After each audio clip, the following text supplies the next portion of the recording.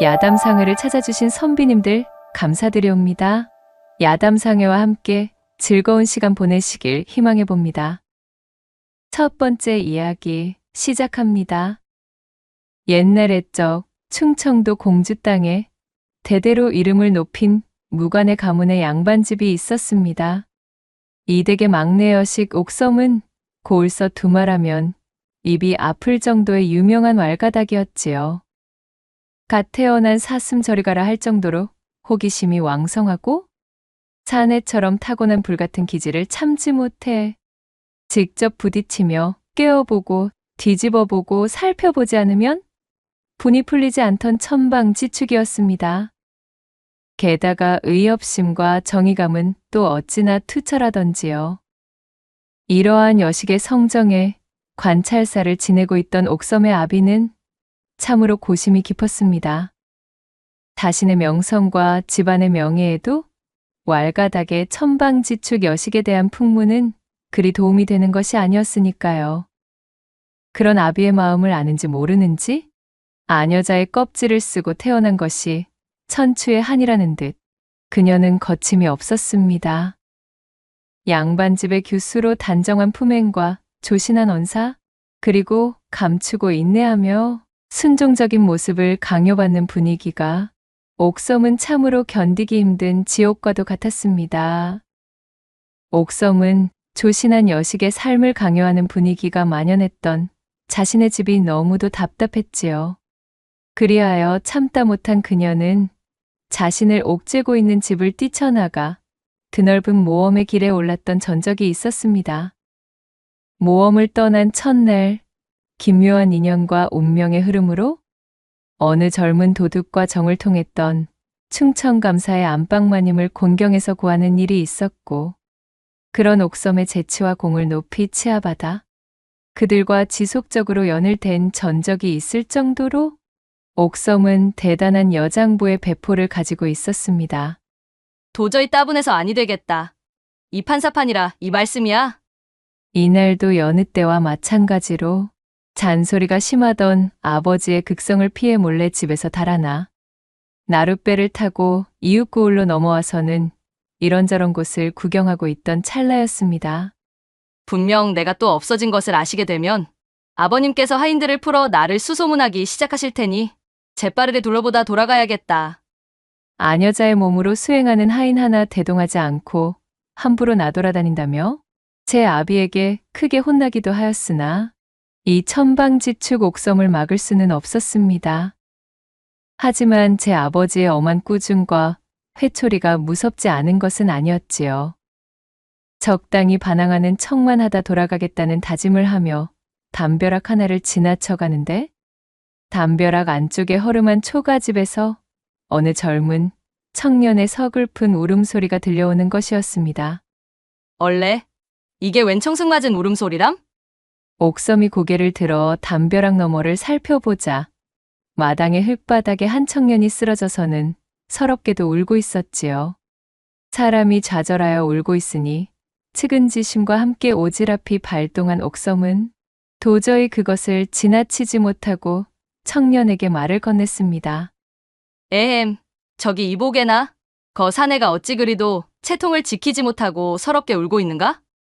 옥섬의 목소리를 들은 청년이 고개를 들어 그녀를 바라보았고 웬 양반댁 여식의 차림으로 담벼락을 쥔 채 서 있는 규수의 모습에 청년은 깜짝 놀라고 말았습니다.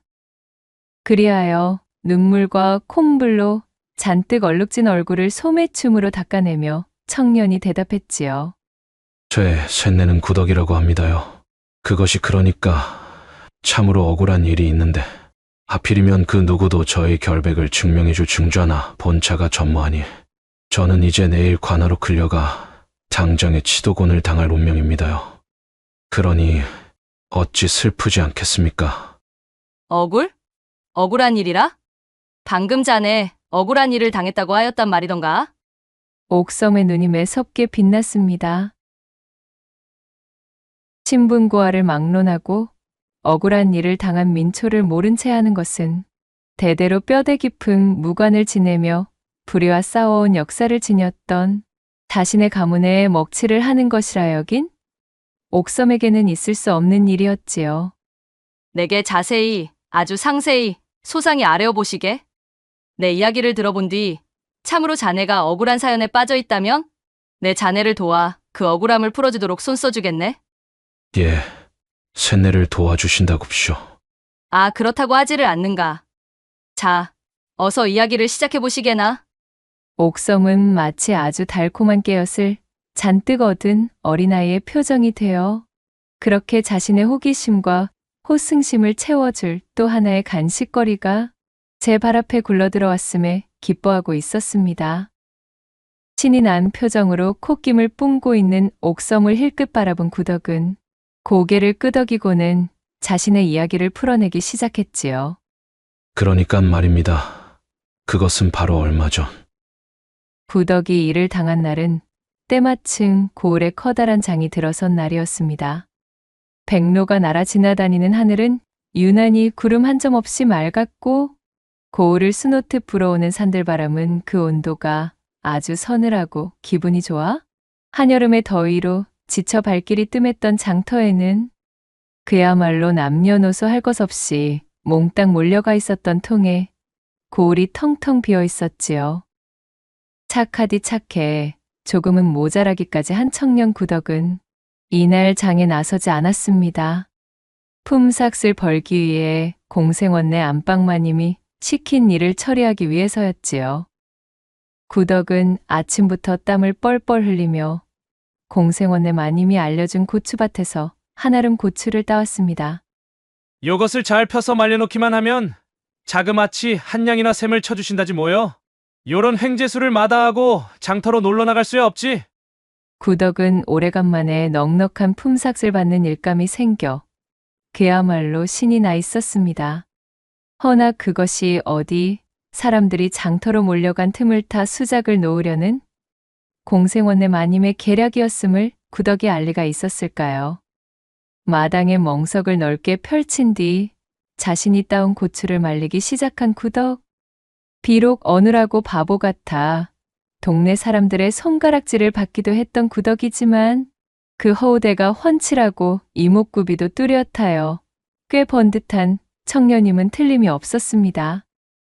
그렇게 성실하게도 자신이 따온 고추를 마당에 널고 난 뒤 빈 자루를 들고 또다시 고추밭으로 향하기 위해 동네 어귀를 도는데 담벼락을 지난 길바닥에서 자신에게 일감을 준 공생원내 마님이 힘없이 주저앉아 있는 것이었지요. 마님, 괜찮으셔요? 구덕이 황급히 마님에게 다가가자 공생원내 마님이 울상이 되어서는 자신의 발목을 잡고 있던 손으로 구덕에게 손짓을 하는 것이었습니다. 아야야, 나중내 그려. 얘 구덕아 때마침 잘 만났구나.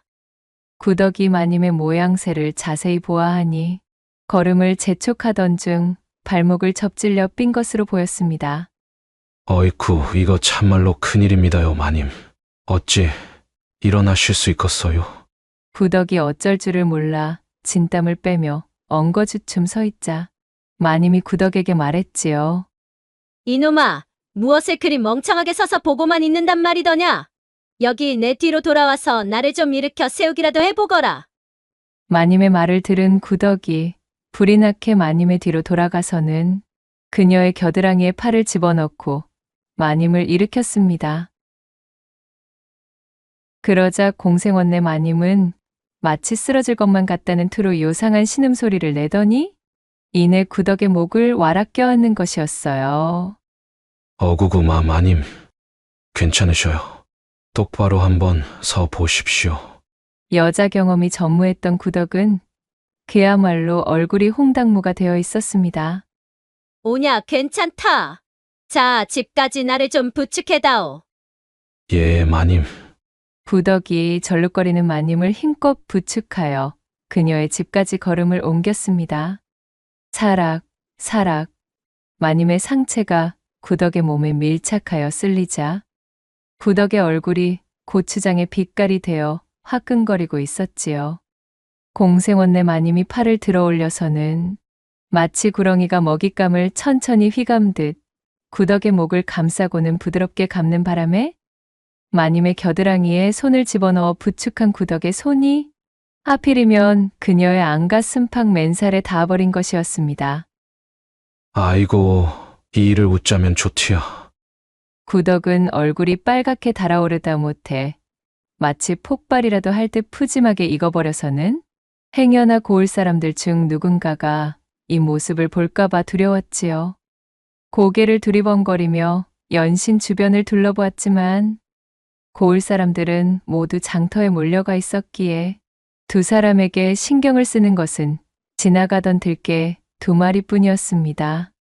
그렇게 생전 처음 맡아보는 여인의 분내에 정신을 차리지 못하고 어질어질하던 구덕이 공생원네 집으로 당도하여 마님을 마루 위에 얌전히 앉혔습니다.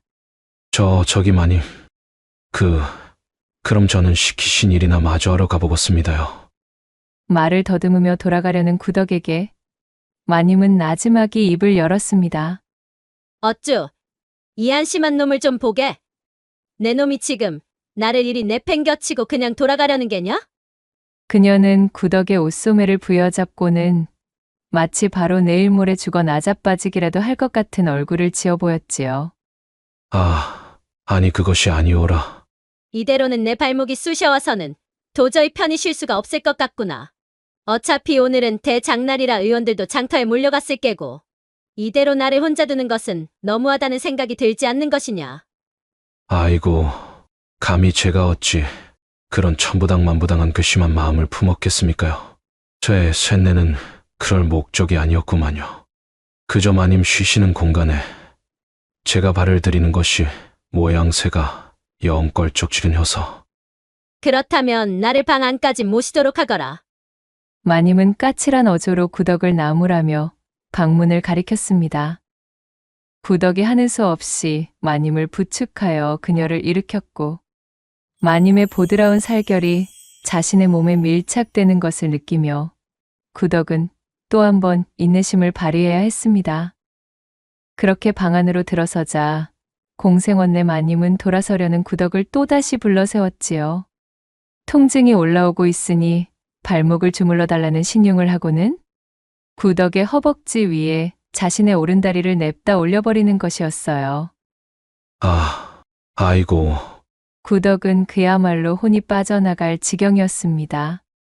자신이 살아생전 이렇듯 펄떡거리는 여인의 살결을 만지게 되리라고는 생각지도 못했기 때문이었지요. 모든 것이 처음이기만 했던 구덕은 그야말로 콧김이 가빠지고 염통이 바깥으로 탈출할 것만 같았습니다. 마님의 발목에 손을 가져다 대는 순간 구덕의 하초가 그만 뻐근해지고 말았지요. 꼴사납게도 염치 없는 구덕의 분신이 마치 커다란 천막이라도 펼친 듯 고을의 입구에 세워둔 천하대장군 마냥 듬직하게 제 위용을 뽐내기 시작했습니다. 오라? 이놈 좀 보게나? 공생원네 마님은 마치 그것을 노리기라도 했다는 듯 자신의 왼발을 들어 올리더니 구덕의 고관에 얹어 발가락으로 천하대장군을 슬며시 건드리기 시작했지요. 마님. 에라이! 이제는 도저히 아니 되겠구나. 구덕의 애타는 목소리가 들리는 찰나 공생원의 마님은 기다리지 못하겠다는 듯 구덕의 목을 휘감고 그대로 넘어졌습니다. 단골 같은 육덕이 흐드러진 마님이 구덕의 위에 들러붙어 자신의 욕구를 절실히 드러내자 방 안은 철퍼덕 방아를 찢는 소리가 울려 퍼졌습니다. 구덕은 동공이 풀리고 숨이 헐떡헐떡 넘어가기 직전이었습니다. 세상에나 마상에나. 이렇듯 이것이 정령 꿈인가 생시인가를 골백번 헤아리고 있었지요. 그렇게 생전 처음으로 비와 구름이 몰려오는 천둥번개의 거사가 속사포처럼 끝이 났고 모든 것이 처음이던 구덕은 정신을 차릴 새도 없이 일이 끝나고 말았지요. 이 일을 웃자면 좋단 말이오. 마님. 저는 이제 그만 나가보겠습니다요. 구덕이 엉거주춤 자신의 바지춤을 끌어올리며 도망치려는데 공생원의 마님은 이놈의 구덕을 놔줄 기미가 보이지 않았습니다. 그대로 또다시 구덕에 소매춤을 붙들고는 방바닥으로 쓰러뜨렸지요. 아까와는 달리 이번에는 일이 금방 끝나지 않았습니다. 그렇게 방구들이 무너지고 기와 지붕이 몽땅 내려앉을 듯이 또 한 번 비와 구름이 몰려오는 폭풍우가 찾아들었고 공생원네 마님은 곧불을 앓듯 끙끙 거친 소리를 내며 식은땀을 잔뜩 쏟아내었지요. 그렇게 두 사람 모두가 만족하는 하루로 마무리되면 좋았을 것을 일은 그리 간단하게 흐르지 않았습니다. 구덕이 옷을 주워 입으며 채 제대로 축혀 올리지도 못한 바지춤을 자신의 손으로 거머쥔 채 주랭랑을 치듯 방문을 열고 황급히 나가버렸지요. 공생원네 마님은 몽땅 탈의를 한 상태로 자신의 얼굴만 문 밖으로 내밀었습니다.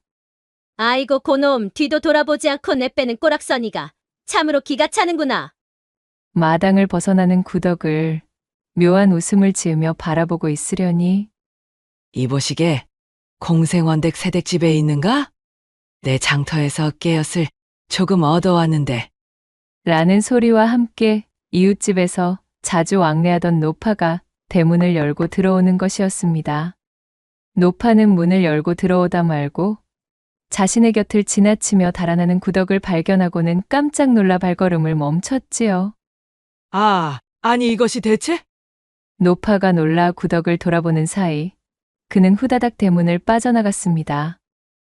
이 모든 상황을 지켜본 공생원네 마님은 그만 등줄기로 식은땀이 흐르는 것을 느꼈지요. 저 입 가볍기로 소문난 노파에게 이 꼴을 들켰으니 이제 동네방네 소문이 나는 것은 식은 죽 먹기요. 게다가 자신의 남편인 공생원의 귀에 들어가기라도 하는 날에는 얌전히 소박을 맞는 것으로는 끝나지 않을 것이었습니다.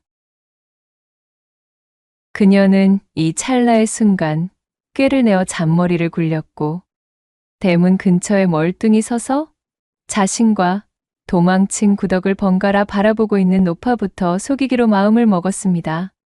이윽고는 대성통곡을 하는 신용을 하며 손바닥으로 방바닥을 텅텅 내려치며 고래고래 고함을 지르기 시작했지요. 저런 잡아죽인 놈이 저놈 잡아라. 세상에나 마상에나 이 어찌 이런 병고가 있나 그래. 아이고 저런 저 불안당 같은 머저리 머슴놈이 느닷없이 내 방에 들어와 나를 겁간하다니. 그리하여 공생원네 마님은 구덕을 관가에 고발하겠다고 으름장을 놓았고 이웃집의 노파가 찾아와 구덕에게 그 사실을 알린 참이었습니다. 여기까지가 제가 당한 일련의 일이 되겠습죠. 이제 저는 꼼짝없이 죽은 목숨이구먼요. 구덕의 모든 이야기를 들은 옥섬은 개슴츠레 눈을 뜨고는 구덕을 바라보았습니다. 하필이면 장터가 열리는 통에 모든 고을 사람들이 빠져나간 틈을 타 이러한 일이 벌어졌다는 것인데 두 사람 중 하나가 바로 이 시점을 노리고 일을 벌인 듯한 느낌이 드는구만 그래. 헌데 이 이야기를 말이야. 자네가 지어낸 것은 아니던가? 정녕 그대가 그 마님을 겁간한 것이 아님을 자신있게 주장할 수 있는가 말이야. 그러자 구덕이 다시금 그 눈에서 달동 같은 눈물을 뚝뚝 흘리며 말했지요. 제가 비록 없이 지내긴 하였지만 거짓말만큼은 기필코 한 적이 없구만요. 방금까지 고한 이야기는 모조리 사실입니다요. 옥섬은 자신의 턱을 부여잡고는 생각에 잠겼습니다. 생원의 아내로 들어선 마님이 그것도 혼인한 지 얼마 되지도 않은 새댁의 신분으로 그러한 일을 벌였다는 것이 옥섬에게는 이해가 되지 않는 대목이었으나 구덕이 워낙 억울함이 가득 실린 얼굴로 대성통곡을 하고 있으니 이것 또한 허투루 넘어갈 사안은 아닌 듯 싶었지요. 그렇다면 내 한 가지 제안을 하겠네. 자네가 이고을 사또 앞에 서는 날짜가 내일이라 하였으니 내 그날 관가에 함께 당도하여 그 마님이 하는 말을 유심히 들어본 뒤에 결정을 하겠네. 어떠한가? 괜찮겠는가? 구덕은 실망감 가득한 얼굴이 되어 기어들어가는 목소리로 대답했습니다. 역시 셋내의 말을 믿지 못하시는 것이구먼요. 허나 괜찮습니다요. 제초에 저를 믿어주실 거라는 생각은 하질 않았습죠. 알겠습니다요. 그럼에도 불구하고 뭔가 저희 억울함이 조금이라도 눈에 밟히신다 싶으시면 그때에는 부디 저를 도와주십사 이렇게 간청드리겠습니다요. 그래. 알겠네. 그리하여 옥섬은 일단 구덕의 집에서 벗어나 이런저런 정보를 취합해 보기 위해 장터로 향하기로 마음먹었습니다. 나의 육감으로 보건대 필시 거짓을 고하는 것 같지는 않아 보인다마는 장터로 나와 여기저기를 돌아다니던 옥섬은 눈물을 쏟으며 제 결백을 주장하던 구덕의 눈빛을 떠올리며 중얼거렸습니다. 그래. 까짓 거 한번 부딪혀보는 거지 뭐. 옥섬은 왁자지껄한 장터 한 곳에 자리를 잡고 사람들에게 손짓을 하며 소리쳤습니다.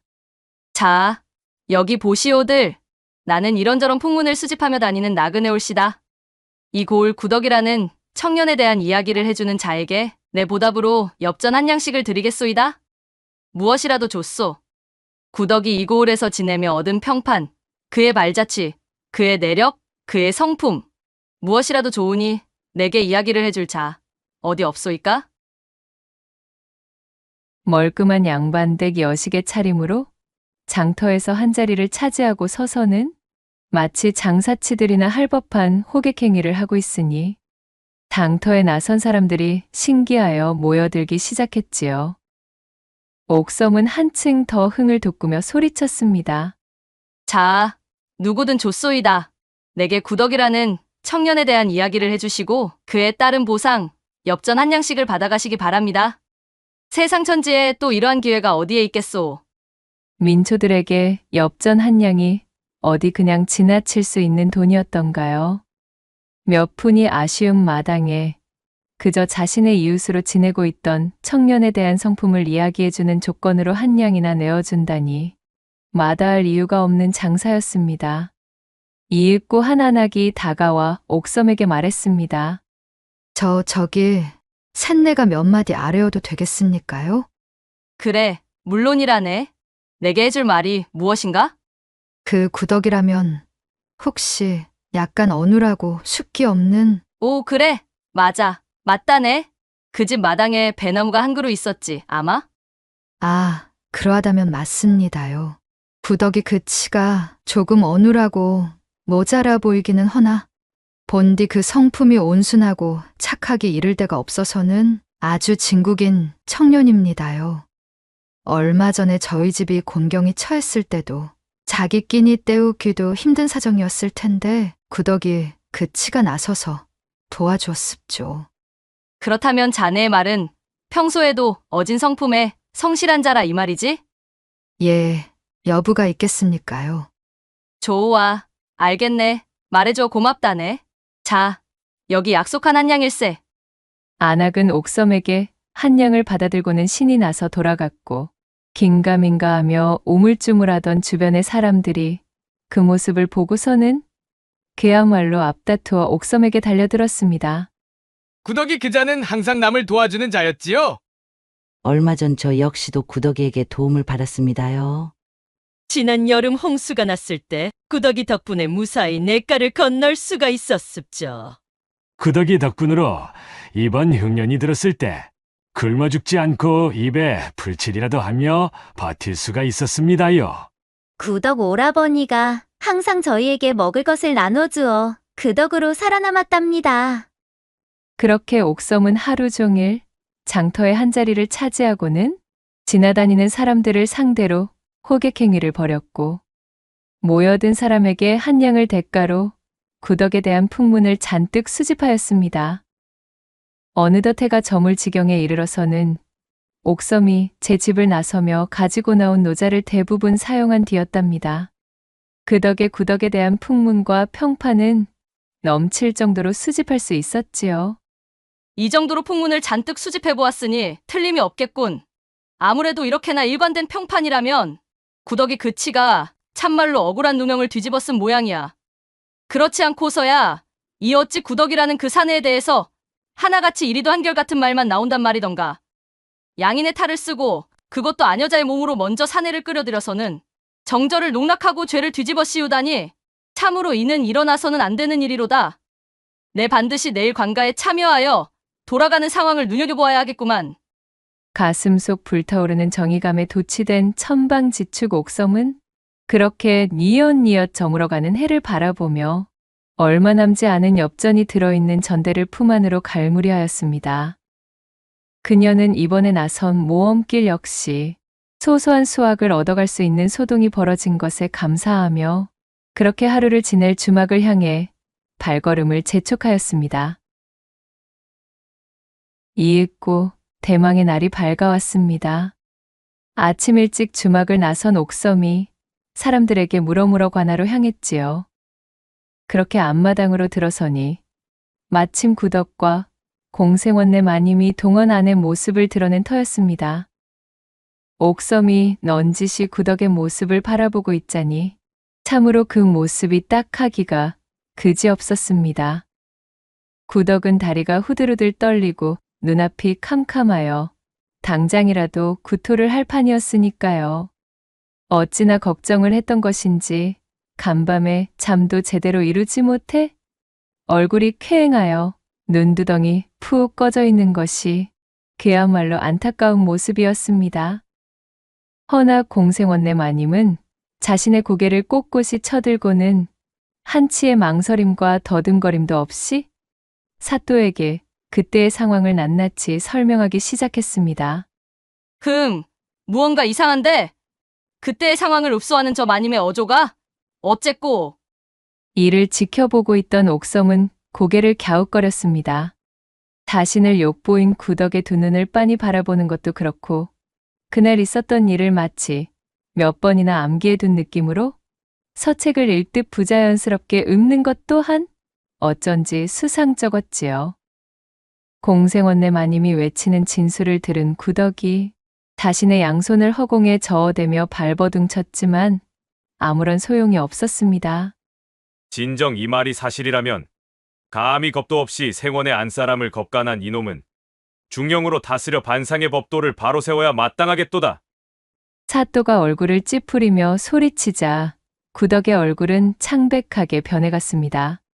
바로 그때 옥섬이 나서 소리쳤지요. 사또 나으리 다시 한번 그때의 상황을 소상히 읊어보라 하심이 어떠시런지요? 자네는 누구인가? 사또가 고개를 들어 옥섬에게 질문하였고 옥섬은 슬그머니 다가가 이방에게 자신의 정체를 알려주었습니다. 옥섬의 정체를 들은 이방이 눈이 휘둥그레져서는 사또에게 고하였고 품계가 높은 무관 집안의 여식임을 알아차린 사또가 헛기침을 하며 옥섬의 말대로 읊었지요. 다시 한번 자세히 설명해 보렵다. 그러자 공생원내 마님이 기분이 상했다는 듯 눈썹을 꿈틀거리며 다시금 진술을 하기 시작했습니다. 예, 나으리. 그러니까 말이지요. 셋내가 집으로 향하는 길목에서 걸음을 재촉하다가 말입니다. 발목을 접질러 삐는 바람에 길바닥에 냅다 주저앉고 말았습니다. 헌데 저놈이 나타나서는 저를 부축하여 집까지 데려다 주지 않겠습니까? 그것이 고마워 인사치레를 하려 했더니 아니 글쎄 웬거려. 냅다 제 방으로 들어와서는 저를 덮쳐서는 겁간에 놓는 것이 아니겠습니까? 제발 그만하라. 살려달라 애달프게 소리쳤으나 아무런 소용도 없었지요. 그때의 상황은 어떠하였는지 소상히 읊어보라. 네, 나으리. 저놈이 한 손으로는 저의 두 손을 꽉 틀어잡았습니다. 그리고 또 한 손으로는 참으로 망측하게도 제가 입 밖으로 소리를 지르지 못하도록 저의 입을 단단히 틀어막았지요. 정말이지 그때는 숨이 턱턱 막혀서는 꼼짝없이 죽는 줄로만 알았지 뭐겠습니까? 그리고는 또 한 손으로는 정승처럼 솟아오른 자신의 하초를 부여잡더니 담자코 듣고 있던 옥섬이 버럭 소리를 질렀습니다. 잠깐! 거기 잠깐 멈추시오! 난데없는 옥섬의 외침에 좌중의 모든 사람이 깜짝 놀라 그녀를 바라보았지요. 옥섬이 씩 웃으며 공생원내 마님에게 외쳤습니다. 한 손으로는 당신의 손을 틀어쥐고 또 한 손으로는 당신의 입을 틀어막고 다시 또 한 손으로는 자신의 하초를 부여잡았다? 그러하면 이 구덕이라는 자는 손이 3개가 달린 자라 이 말입니까? 과연 하초를 붙든 그 마지막 손이 진정 이 구덕이라는 자의 것이 맞았습니까? 이 말을 들은 공생원내 마님이 순간 자신의 실수를 깨닫고는 얼굴이 새파랗게 질리고 말았습니다. 그러자 이를 지켜보고 있던 사또도 소리쳤지요. 이런 고얀! 저 청년이 정녕 손이 3개 달린 자란 말이더냐? 필시 이것저것 가져다 붙이다가 내년 스스로 뒤죽박죽이 되어 거짓 증언을 내뱉고만 것이리라. 여봐라, 새빨간 거짓말을 뱉는 전현을 붙들어 새 치혀를 뽑아버리렸다. 사또의 불호령이 떨어지자 그제야 사태가 잘못되고 있음을 알아차린 공생원네 마님은 바닥에 넙죽 엎드리며 외쳤지요. 사또나리, 잘못했습니다요. 셋내가 그만 저치의 듬직한 사내다움에 눈이 멀어 못난 짓을 하고는 그것이 들킬까 겁이 나는 바람에 지금 생각하니 마지막에 그 손은 이자의 손이 아니라 바로 저희 손이었습지요. 새파랗게 질린 그녀가 두 손을 싹싹 빌며 외치자 그 말을 들은 사람들 모두가 박장대소를 하며 웃음을 터뜨렸습니다. 옥섬은 빙그레 미소 지으며 구덕의 눈을 바라보았고 구덕은 그야말로 구사일생이라도 한 듯 홀쭉해져 있던 얼굴에 그제야 생기가 돌기 시작했지요. 당장 저 못된 계집에게 장 20대를 주어 다시는 저런 파렴치한 거짓말을 하는 버릇을 가지지 못하게 만듦과 동시에 아녀자의 정절을 우습게 여기는 버릇을 싹 고쳐주도록 하라. 그리하여 그녀는 자신이 억울하게 누명을 씌우려던 구덕의 눈총을 받으며 서슬퍼런 관졸들이 선사하는 곤장형에 처해지게 되었고 옥섬의 도움을 받아 누명을 벗게 된 구덕은 옥섬에게 연신절을 하며 감사를 표하게 되었습니다. 그래, 내 비록 시일이 걸리기는 하였으나 약조한 대로 자네의 억울함을 풀어줄 수가 있었으니 이 어찌 다행이 아니겠는가. 그러나 저러나 내 자네에 대한 풍문을 조사하기 위하여 저작거리에 나서보았더니 아니 글쎄 자네에 대한 칭찬이 새기지 않았겠나? 더군다나 하나같이 자네의 그 성실함을 높게 평가하고 있더구만. 그래서 말인데 내 자네에게 하나 제안을 해보려 한다네. 자, 안 그래도 우리 집에 일손이 모자라던 차였는데 이참에 나를 따라 우리 집에서 정식으로 품삯을 받으며 일해볼 생각은 없는가? 내 다른 것은 몰라도 우리 집에서 일한 머슴치고 정당하게 일한 품삯을 받지 못한 자는 없다는 점을 꼭 강조하고 싶다네. 여부가 있겠습니까요? 쇤네 억울한 누명을 벗겨주신 은혜, 이것을 어찌 잊고 살 수가 있다는 말씀입니까요? 품삯 따위는 한 푼도 받지 않더라도 일하겠습니다요. 그게 무슨 소리인가? 일을 하였는데 어찌 세경을 주지 않는다는 말인가? 나는 누구와는 달리 낮이건 밤이건 일을 시켜놓고서는 그것을 3번째 손해짓으로 치부하고 입을 닦는 행동은 하지 않는 사람이라네. 그렇게 옥섬은 구덕과 함께 그의 집으로 돌아가 짐을 꾸리는 것을 도와주었고 이튿날 구덕을 데리고 자신의 집으로 돌아왔습니다. 자신의 아비에게 귀에 딱지가 내려앉을 정도로 세차게 잔소리를 받긴 하였으나 이내 행랑아범에게 구덕을 소개시켜주며 그를 머슴으로 받아들였고 그렇게 구덕은 옥섬에게 은혜를 갚기라도 하겠다는 듯 열심히 일하며 여느 하인들의 몇 배나 되는 일감을 처리하여 옥섬 내 곳간이 풍족하게 들어차는 것에 대단한 일조를 하게 되었지요. 다음에 옥섬은 구덕에게 넉넉한 세경을 전해주었고 더불어 자신의 집안에서 일하고 있던 여종과 혼담도 주선하여 가정을 이루게 된 구덕은 그 이후로도 두고두고 옥섬을 보필하며 옥섬이 집안을 도망쳐 나와 또다시 모험길에 오를 때에도 그녀를 위한 선의의 거짓말로 옥섬 아비의 눈을 속이도록 도와주게 되었다는 후문이 옵니다. 두 번째 이야기 시작합니다. 옛날 아주 먼 옛날의 조선에 매우 조그마한 어촌 군락지가 하나 있었습니다. 번화한 고을과 연결되는 제대로 된 길조차 갖춰지지 않은 아주 오지에 붙은 마을이었지요. 마을에 총인원이 몇 가구 되지도 않던 그 작고 조용한 마을에는 부모님을 일찍 여의고 홀로 삶을 꾸려가고 있는 순박한 청년 흥국이 살고 있었습니다. 생전에 부모님이 남겨주신 쓰러지기 일보 직전에 허름한 초가집이 흥국이 가진 재산의 전부였지요. 소금기가 가득한 척박한 땅에서 변변치 않은 작물들을 재배하고 드넓은 바다에 나가 낚시와 해루질을 하며 일용할 먹거리를 채취해 근근히 하루를 연명하곤 했습니다. 흥곡은 가난하였기에 하루의 대부분을 이렇듯 먹을 것을 구하는 일로 보내었고, 이러한 일상을 제외하면 흥곡에게 주어진 유일한 여가라고는 단지 석양이 드리워진 드넓은 바다를 향해 앉아 그것을 구경하는 시간뿐이었습니다. 참으로 치열하고 정신없게 보낸 하루였지만 그 반면에 이토록이나 외롭고 허전하기 짝이 없는 하루일 수가 없구나. 흥곡은 멍하니 백사장에 앉아 석양이 붉게 물드는 중인 아름다운 바다를 바라보며 중얼거렸습니다.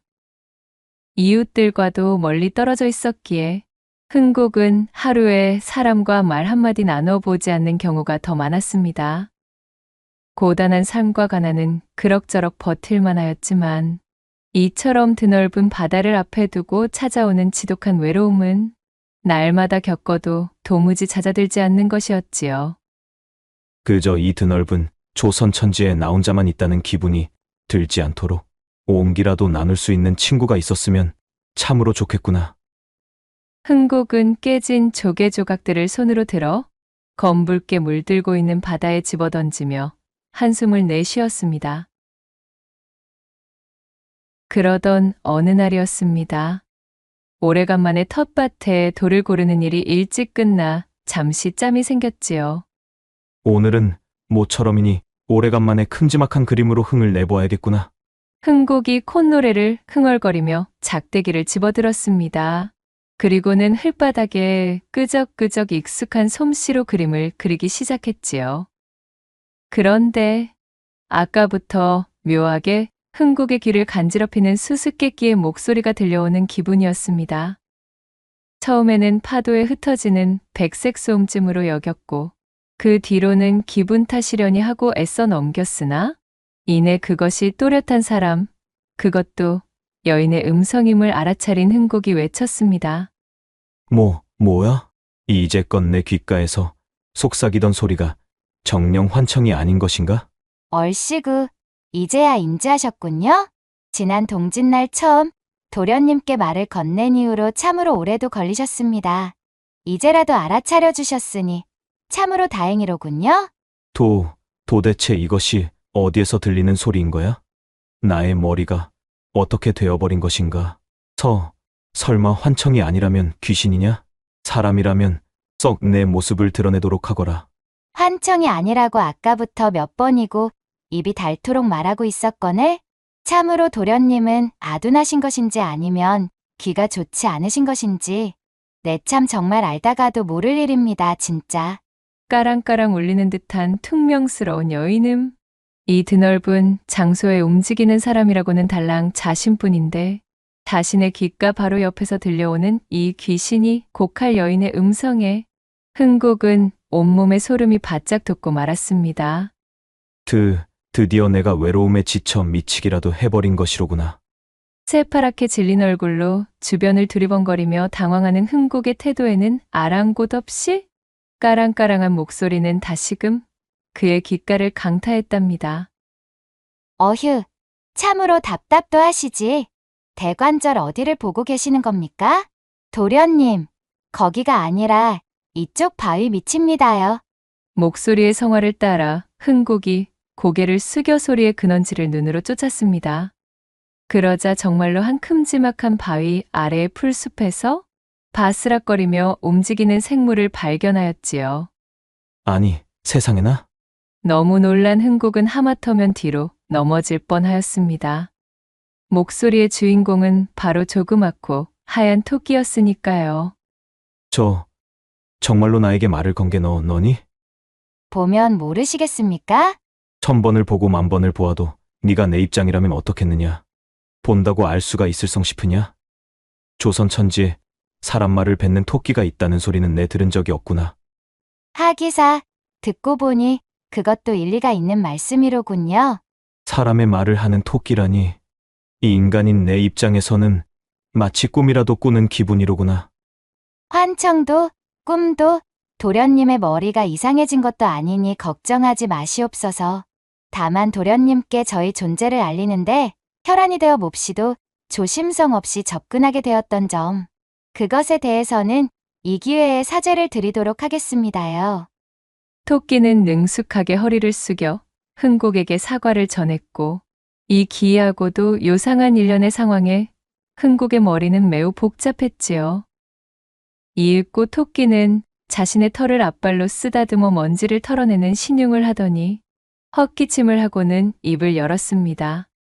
자, 각설하고 어찌되었든 이렇게 도련님을 만나 뵙게 되어 참으로 반갑습니다. 급작스럽겠지만 간단하게 요약을 하자면 저를 도련님을 돕기 위하여 나타난 토끼쯤으로 여기시면 되시겠습니다. 물론 제가 도련님을 돕고 도련님께서 도움을 받는다면 그것이 또한 저를 도와주시는 일도 되니 이것은 일석이조의 이치라고 할 수 있겠네요. 지금은 이렇게밖엔 설명드릴 수가 없음을 양해해 주셔요. 천연덕스럽게 앞니를 드러내고 떠들어대는 토끼의 연설에 흥곡은 제보를 꼬집으며 꿈인지 생시인지를 구분하려던 행동을 그만두었습니다. 눈앞에 훤히 보이는 것을 현실로 믿기로 작심한 것이었지요. 한참 동안이나 토끼의 이야기를 집중하여 듣느라 토끼가 숨을 고르며 잠시 입을 닫았을 때는 이미 날이 상당히 저물어 있었습니다.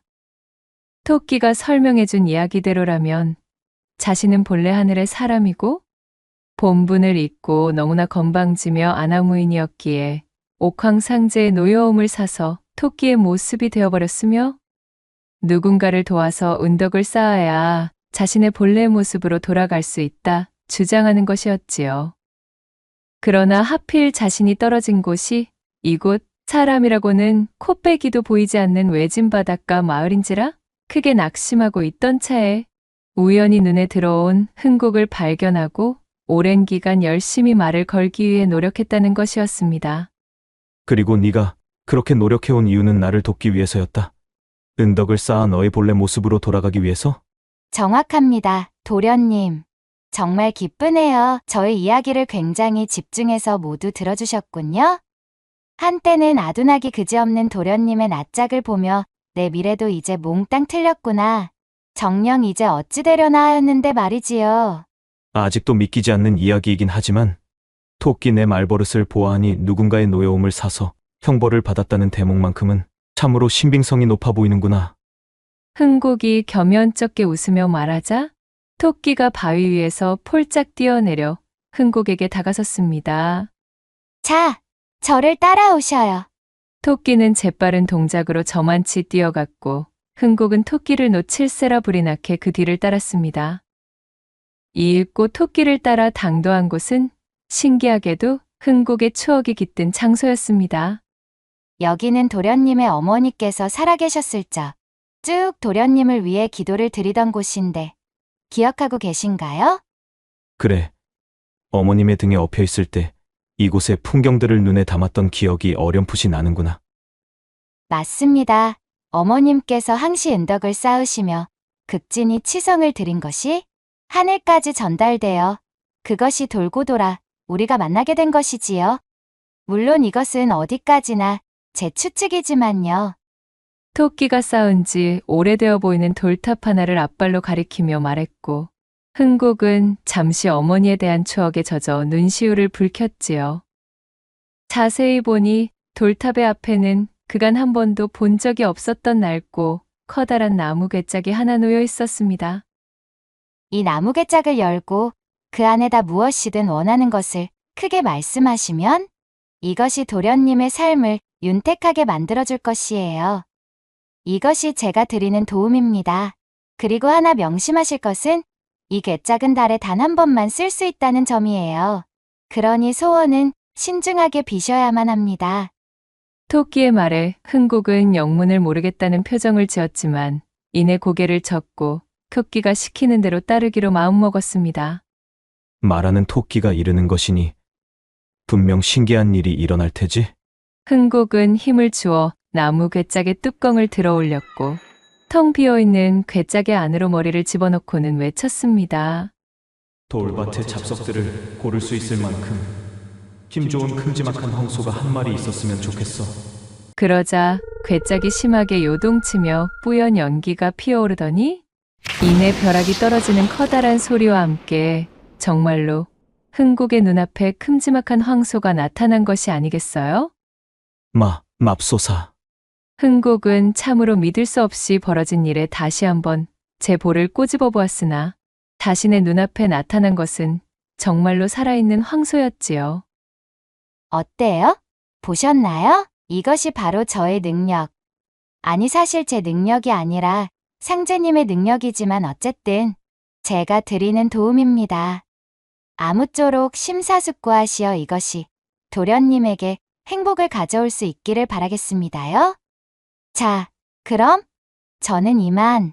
말을 마친 토끼는 깜찍하게 앞발을 흔들며 흥국에게 인사를 건넸고 이내 제가 뛰어온 곳으로 쪼르르 달려 자취를 감추고 말았습니다. 토끼야, 잠깐만. 흥국은 토끼에게 제 감사의 인사도 전하지 못한 것이 마음에 걸려 토끼를 불러보았으나 마치 거짓말처럼 토끼의 모습은 온데간데 없었습니다. 흥국은 한참을 멍하니 서서 토끼가 사라진 곳을 바라보다 듬직한 황소와 함께 집으로 돌아갔지요. 그날부터 흥국은 황소와 대동하여 자신의 황폐한 밭을 가꾸며 지냈습니다. 외롭고 적적하던 차에 흥국에게 나타난 이 황소는 소중한 일꾼이자 동료, 그리고 그의 외로움을 달래는 친구가 되어주었지요. 흥국은 이 황소와 함께 일몰과 일출의 눈부신 광경을 나누었고 하루의 대부분을 함께 지내며 깊은 정을 나누었습니다. 그렇게 한 달이라는 시간을 보내던 어느 날 흥국의 고을을 관리하던 관부에서 조세징수원이 찾아왔습니다. 당시 악명 높던 징수원으로서 특히 자유재량으로 맡겨둔 현물세인 공물을 제 마음대로 수탈해 고열을 짜내기로 유명한 자였지요. 징수원은 을씨년스러운 고을을 돌아다니면서 몇 없는 사람들에게 각종 구실을 가져다 붙이며 세금을 쥐어짜기 시작했습니다. 그리고 드디어 흥국의 차례가 되었어요. 징수원은 흥국의 돌밭에서 돌을 고르고 있던 황소를 발견하고는 그 우람하고 듬직한 덩치와 너끈한 힘에 눈이 휘둥그레졌습니다. 징수원은 욕심이 생겨 황소를 빼앗을 작정으로 소리쳤습니다. 이놈, 내 조세장부를 보아하니 내 놈이 하늘 무서운 줄을 모르고 세금을 형편없이 적게 낸 것이 확인되는구나. 이 소는 그간 미룬 세금 대신 관부로 가져가야 하겠으니 어서 내어놓거라. 징수원의 엄포를 들은 흥국은 바닥에 납작 엎드려 소리쳤습니다. 아이고, 날이 세금이라니요? 들어본 적도 없는 것을 두고 이리 억지를 쓰시면 아니 됩니다요. 이 소는 저희 하나뿐인 가족이자 전재산입니다. 이렇게 가져갈 순 없습니다요. 감히 임금께 바칠 공물에 대해 토를 다는 것이냐? 목숨이 아깝거든 거역하지 말고 순순히 내놓거라. 징수원은 흥국을 죽일 듯 협박하며 억지로 황소를 빼앗았습니다. 횡재를 했다며 황소를 끌고 가는 징수원의 바짓가랑이를 붙들고 흥국은 울먹이며 거세게 말렸지만 악명 높던 징수원의 생떼를 막을 수는 없었지요. 그렇게 정을 주던 친구였던 황소를 눈앞에서 잃은 슬픔에 흥국은 며칠 밤을 제대로 잠을 이루지 못했습니다. 그렇게 한 달이라는 시간이 훌쩍 지나고 이대로는 견딜 수 없었던 흥국은 수소문 끝에 물어물어 징수원을 찾아갔습니다.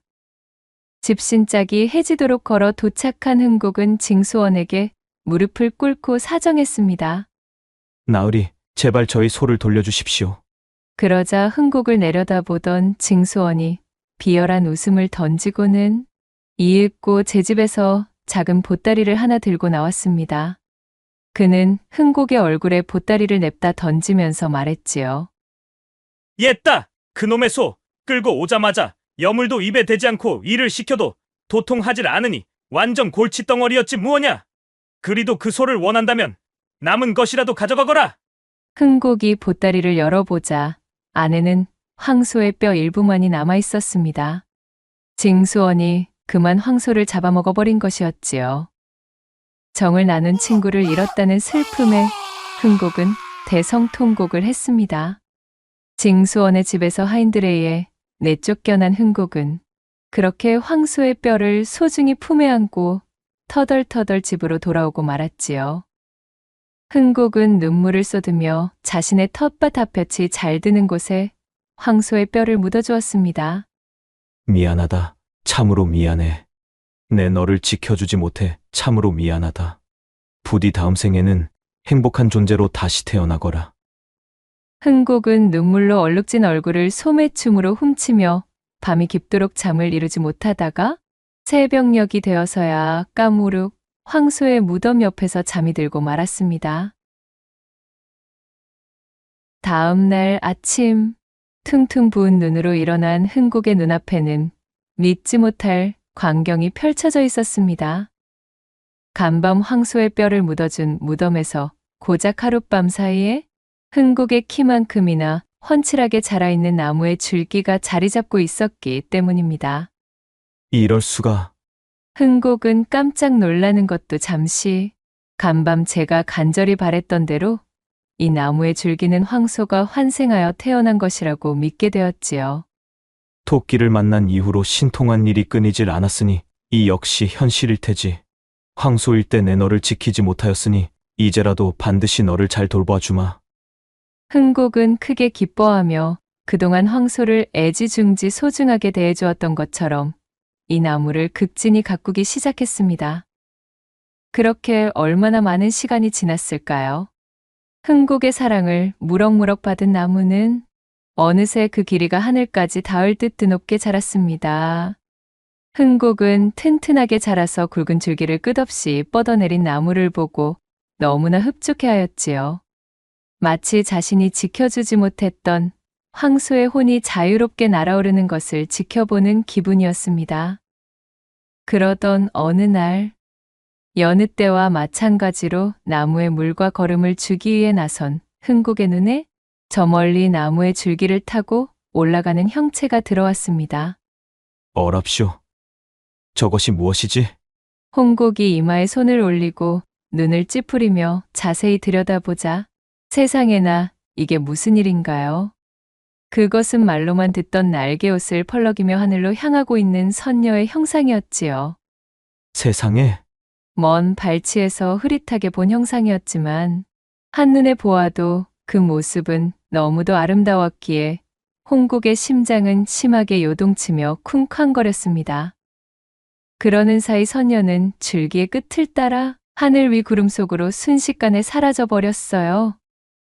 선녀가 구름 속으로 들어가자마자 하늘을 향해 뻗어있던 나무에서 뿌연 연기가 피어오르더니 천지가 요동치고 흔들리는 소리가 들리며 홍곡의 눈앞이 캄캄해졌습니다.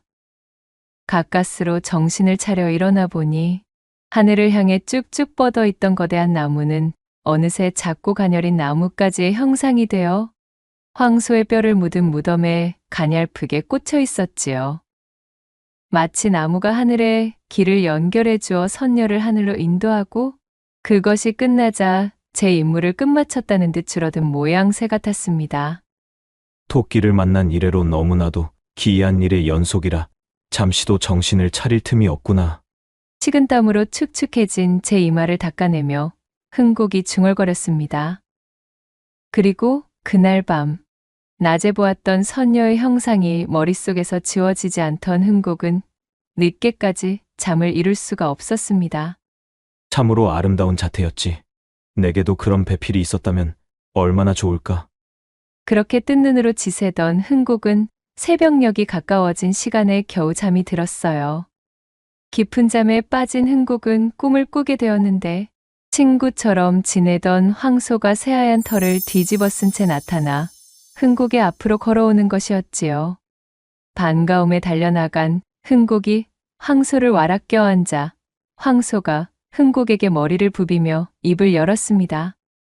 네 덕에 나는 세상의 빛을 만끽하며 꽤 괜찮은 시간을 보내었단다.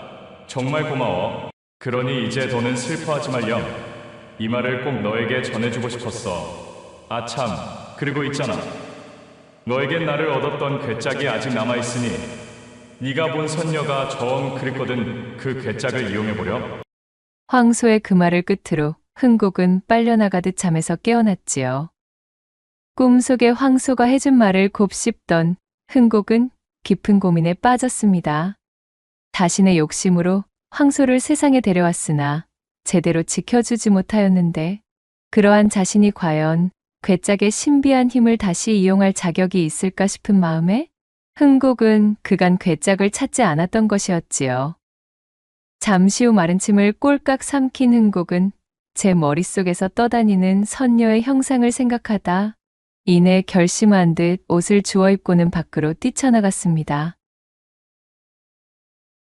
돌탑 앞에 괴짝으로 당도한 흥국은 기다릴 새도 없이 곧바로 괴짝의 뚜껑을 열었습니다. 낮에 보았던 선녀를 내 아내로 맞이했으면 좋겠어.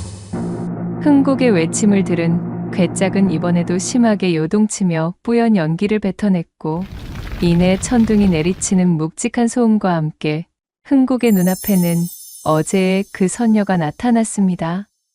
흥국을 발견한 선녀가 웃으며 입을 열었지요. 오래간만입니다. 도련님, 결국 이렇게 다시 만나게 되었네요. 예, 다시 만나다니요. 저는 선녀님을 처음 뵙는. 흥국이 얼굴을 붉히며 머리를 긁적이자 그 표정을 본 선녀가 미소를 지었습니다. 그때나 지금이나 여전히 아둔하신 낯짝이십니다. 하지만 그 어진 마음이 싫지는 않군요. 정녕 제 목소리를 기억하지 못하시겠나요? 골똘히 생각에 잠긴 흥국은 그제서야 선녀의 목소리를 퍼뜩 기억해냈답니다. 토끼. 설마 당신은 그때의 그 흰 토끼? 네, 맞습니다. 그 토끼가 바로 저랍니다. 도련님, 토끼이던 시절보다는 지금이 훨씬 아름답죠? 아니 이것이 대체 어찌된. 일전에 도련님께 제가 말씀드렸지 않습니까? 도련님을 돕는 일은 결국 저를 돕는 일이라고요. 도련님을 도와 은덕을 쌓은 저는 다시 하늘로 복귀할 기회를 얻게 되었고 사정이야 어찌되었든 도련님께서 뿌리 내리게 도운 나무가 마침 제게 하늘길을 열어주어 저는 무사히 제 본 모습을 찾아 하늘에 당도할 수가 있었습니다.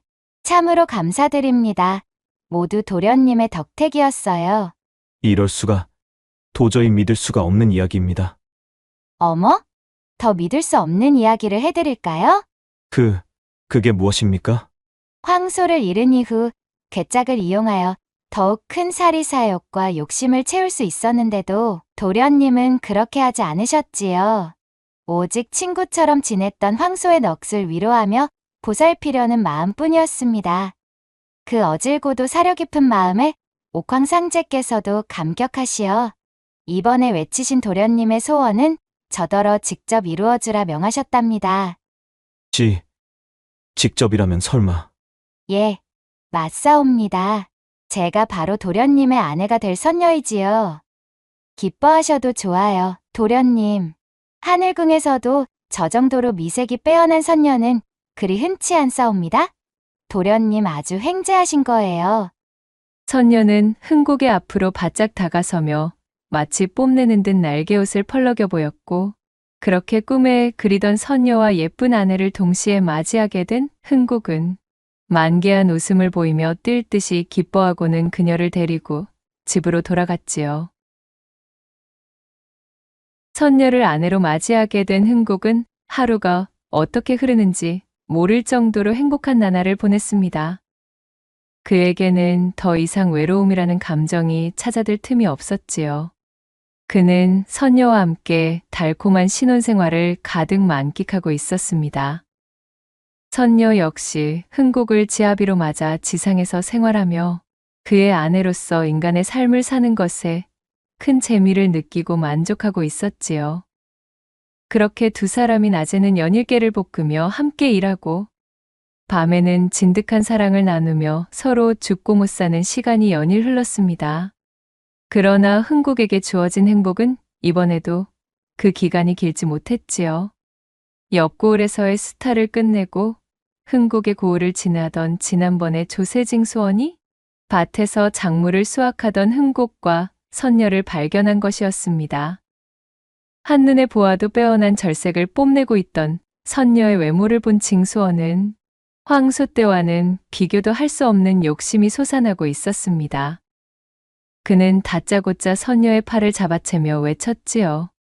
아니, 이런 천하의 미색을 보았는가? 이리도 외딴 곳에서 기거하고 있을 여인이 아니로구나. 헉, 나으리.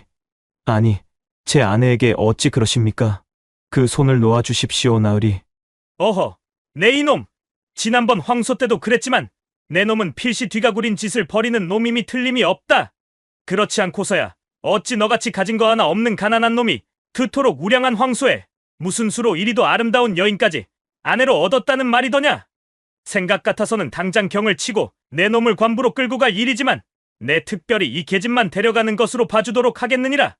흥곡에게 잔뜩 으름장을 놓은 징수원은 주상전하께 진상을 올리겠다는 핑계를 대며 선녀의 팔을 잡아 끌었습니다. 하지만 그의 속내는 선녀를 끌고 가 자신의 첩으로 들일 심산이었지요. 아니, 이게 무슨 짓입니까? 이 손 놓으셔요.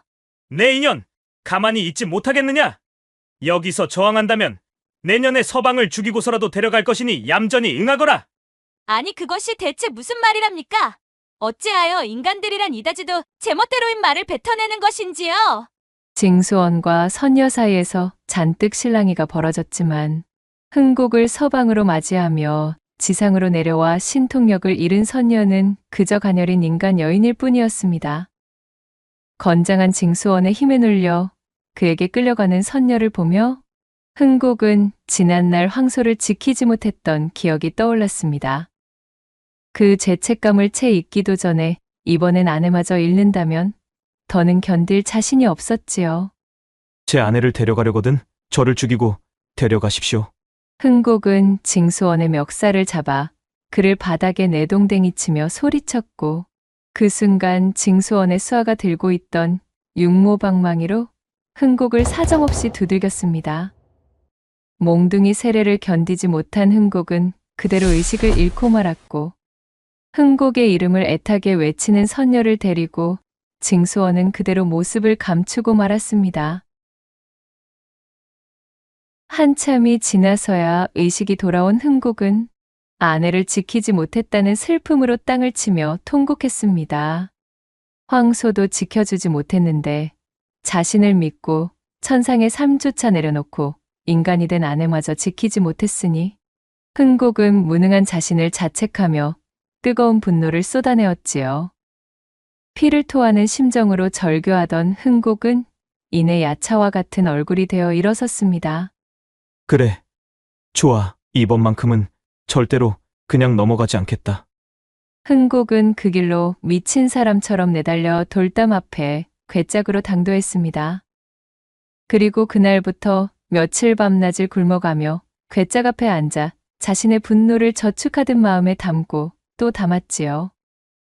그 분노가 더 이상 자신의 몸, 그 어디에도 담을 수 없을 정도로 크게 부풀어 오르자 흥곡은 괴짝의 문을 열고 그 속에다 외쳤습니다. 내게 이 세상 모든 것을 찢어박일 발톱과 송곳니를 가진 집채만한 호랑이를 내어주시오. 흥곡의 절규에 대답이라도 하듯 괴짝은 그 어느 때보다도 요란하게 요동치며 뿌연 연기를 뱉어내었고 이내 흥곡의 앞에 무시무시한 호랑이를 뱉어내고는 쩍 갈라져 그대로 박살이 나버렸습니다. 커다란 호랑이는 시퍼런 안광을 뿜으며 흥곡에게 머리를 조아렸지요. 흥곡은 혼이 나간 얼굴로 호랑이의 등에 올라탔습니다. 그리고 조용히 호랑이의 귓가에 속삭였습니다. 내 아내를 데려간 놈에게 가자. 그 놈은 내 마음대로 찢어놓아도 좋단다. 그의 말을 들은 호랑이는 두툼한 앞발을 굴러 뜀박질을 시작했고 그 뜀박질이 어찌나 빠르던지 호랑이는 눈 깜짝할 새에 징수원의 집까지 당도하는 것이었습니다. 손쉽게 담벼락을 넘어 마당 안으로 당도한 호랑이를 발견한 하인들의 비명 소리가 여기저기서 터져나왔지요. 이윽고 바깥의 소란을 듣고 나와본 징수원은 마당 한가운데 떡하니 자리 잡고 있는 호랑이를 발견하고는 그만 오줌을 지리고 말았습니다. 내 아내는 어디에 있느냐? 흥곡이 버럭 소리를 지르자 징수원은 덜덜 떨리는 손가락을 들어 곳간으로 보이는 한 창고 건물을 가리켰고 흥곡이 다가가 자물쇠를 부수고 문을 열자 그 안에는 흥곡의 아내인 선녀가 새끼줄에 꽁꽁 묶인 채 갇혀 있었지요. 여보. 제 아내의 몰골을 본 흥곡은 서둘러 그녀를 부축하여 밖으로 꺼내었고 더더욱 분노에 물들어 눈물을 흘릴 지경이 되었습니다. 흥곡이 산도깨비 같은 표정이 되어 징수원을 돌아보자 그는 새파랗게 질려 덜덜 떨며 말했습니다. 제발 한 번만 살려다오. 내 다시는 그러지 않을 것이야. 집채만한 호랑이의 송곳니에서 뚝뚝 흐르는 침을 본 징수원은 바닥에 납작 엎드려 두 손을 들고 싹싹 빌었지만 그야말로 분노에 사로잡힌 흥곡의 마음을 돌리기엔 역부족이었습니다. 너의 마음대로 찢어놓거라. 흥덕이 낮고 간결한 목소리로 호랑이에게 명하였고 그 순간 시퍼런 안광을 빛내며 앞으로 뛰쳐나간 거대하고 육중한 호랑이의 칼날 같은 발톱춤을 막을 수 있는 존재는 아무도 없었지요. 그날 깊은 어둠으로 물들어 있던 밤하늘은 징수원에 찢어지는 비명으로 붉게 물들었습니다. 그렇게 아내를 구해낸 흥곡은 호랑이의 등을 타고 유유히 집으로 돌아왔습니다. 그는 이번 기회로 사람과의 접촉이 항상 좋은 일만 가져다 주는 것은 아니라는 걸 뼈저리게 겪고는 한숨을 내쉬었습니다. 차라리 사람의 왕래가 일절없이 외로웠던 시절이 더 나을지도 모를 일이구나. 나는 이제 너무 지쳐버렸어요. 탐욕에 눈먼 사람들이 내 소중한 존재들에게 상처 입히는 것을 더는 두고 보기 힘듭니다. 부인은 어찌 생각하십니까? 저는 이제 당신을 지아비로 둔 여인이니 그저 당신의 뜻을 따를게요. 당신이 편한 대로 하셔요.